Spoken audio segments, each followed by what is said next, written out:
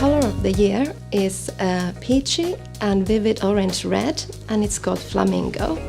The number is K319. We were taking a look at the Miami Art Deco hues. We took a look at the heritage colors, and it all crystallized as a very strong color palette. And Flamingo stood out as an optimistic and current hue from all of these colors, and that's why we chose it. Bright colors are making their way into interior decoration because people largely want to express themselves more.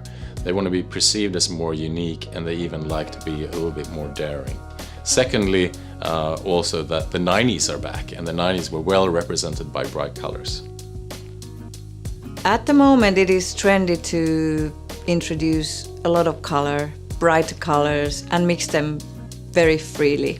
Blending colors usually means choosing just a couple of colors that go really well together, and that has been done forever. Clashing colors, what feels really right and new and fresh at the moment, means being more free about it, choosing several colors, not really caring if they go well together, but somehow they end up looking nice in the end.